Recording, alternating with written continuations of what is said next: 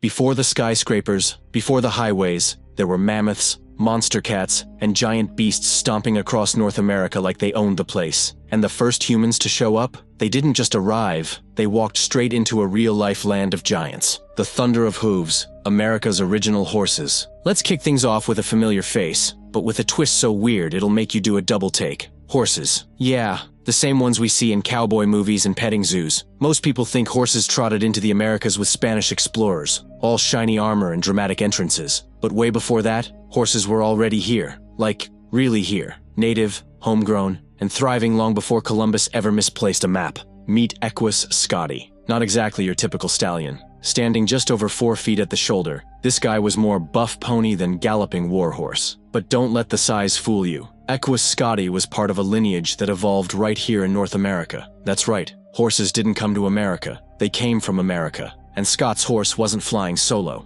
Down in South America, you had Hippodion, chunky, mountain-hardened grazers built for high altitudes. Meanwhile, Equus conversidens, a stocky type nicknamed the Mexican horse, made a living munching grass up north. Together, these ancient equines were basically the lawnmowers of the prehistoric plains. Then, poof, around 11,000 years ago, they vanished. Gone. Just like that. And for thousands of years, no horse hoof touched this land again, until Europeans showed up and accidentally rebooted an ecosystem that had been waiting centuries for its four-legged landscapers to return. When nightmares had teeth, the dire wolf pack. Where there were herds, there were always eyes watching. And among those eyes, none were more feared than the ones belonging to the dire wolf. But calling it a wolf is kind of like calling a grizzly bear a large raccoon. Technically true, but completely misleading. The dire wolf, or Enochion, wasn't just a supersized gray wolf. According to recent genetic studies, it came from a totally different branch of the canine family tree. So different, in fact, it couldn't even interbreed with modern wolves.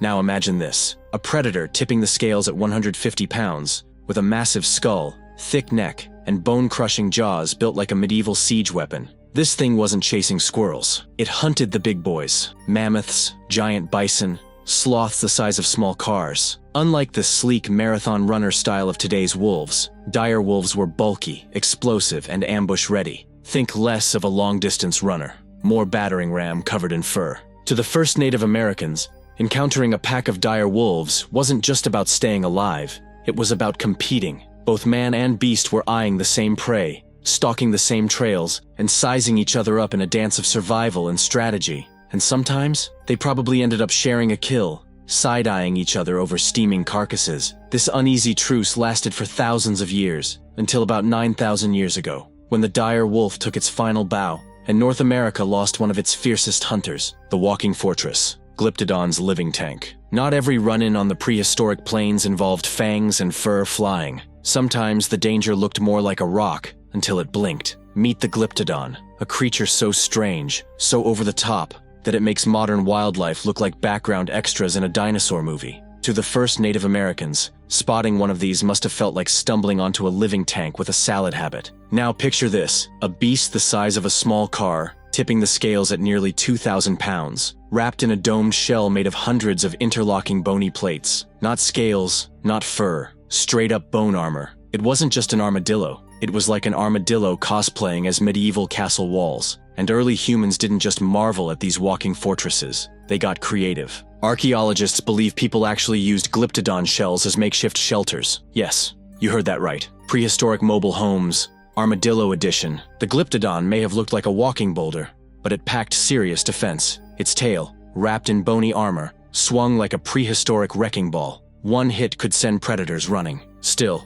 beneath all that armor, it was just a chill grazer, mowing grass and unintentionally inventing mobile, eco-friendly housing. Fangs like railway spikes, the saber-toothed nightmare. If dire wolves made you nervous, Smilodon would have sent you sprinting for the nearest cave.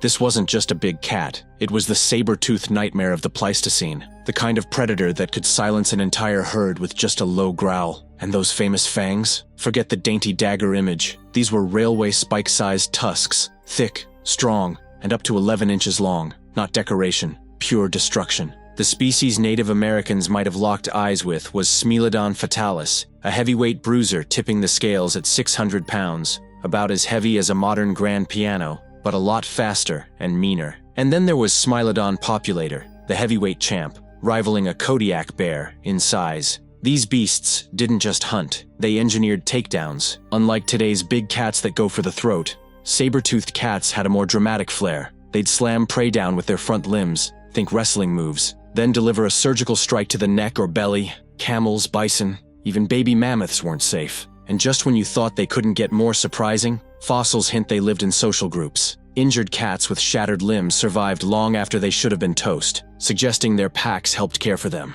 So yeah, they could crack bones, but maybe they also shared dinner and babysat. The giant that towered above all, short-faced bears. If Smilodon was the assassin of the Ice Age, Arctodus simus was the wrecking ball. Known as the short-faced bear, this beast wasn't just big, it was the largest terrestrial carnivorous mammal ever to stomp across the continent. Imagine a creature that could look you straight in the eye while standing on all fours, and when it reared up, it towered at 11 feet tall. Yeah, suddenly a grizzly doesn't sound so scary anymore. And it didn't just win in the size department. This bear was built for speed, with long limbs and a unique foot structure that suggests it could hit 40 miles per hour in short sprints. That's faster than most Olympic sprinters. So if one of these came charging at you, the advice to play dead probably wasn't even an option. You'd be a snack before you hit the ground. To early Native Americans, running into an Arctodus was like seeing a living mountain, one that could chase you down, steal your food, and then casually squat in your cave. And that last part? Not an exaggeration.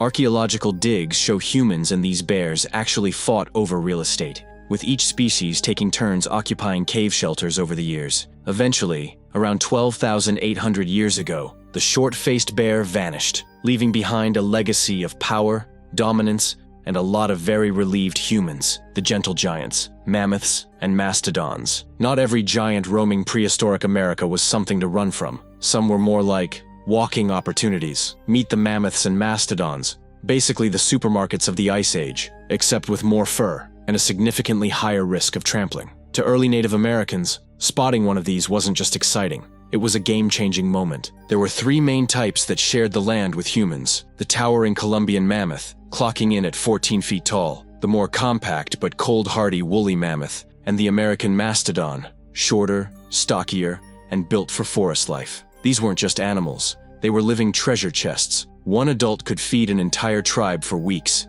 and that was just the start. You got meat for meals, hide for shelter, bones for tools, and ivory that turned into art, ornaments, and who knows, maybe even prehistoric flex pieces. Taking down a mammoth wasn't just brute force. It took sharp strategy, tight teamwork, and fearless execution. The Clovis people, armed with their deadly spear points, were master hunters. Sites dating back over 14,000 years reveal just how skilled they were in one of humanity's first high-stakes survival games. The unexpected encounters: camels and giant beavers. Now here's something that'll mess with your mental image of the Wild West. Camels, casually roaming what's now the western United States. Not circus escapees, not mirages. Real, prehistoric camelops, strutting across the plains like they owned the joint. These weren't just any camels either. They stood about 20% taller than the ones we see today, with long, lean legs built for endurance and speed. Picture a desert marathon runner who moonlights as a freight truck. And yet, despite being fairly huntable, way less dangerous than a mammoth or a saber-toothed murder cat, early humans didn't seem all that interested. Most camelops fossils show zero signs of hunting damage. Maybe they were just too quick, or too alert. Or maybe early hunters looked at them and thought, not worth the sprint. But the real scene stealers? Giant beavers. And no, not just slightly larger than average rodents. We're talking 7-foot-long water beasts named Castoroides, weighing in at 3 times a German shepherd. They had incisors the length of a ruler, jaws that meant business, and the vibe of a prehistoric pontoon boat. Still, despite their size and those unsettling teeth, they were gentle giants, peaceful, plant-munching, aquatic fluff tanks. The echo of memory,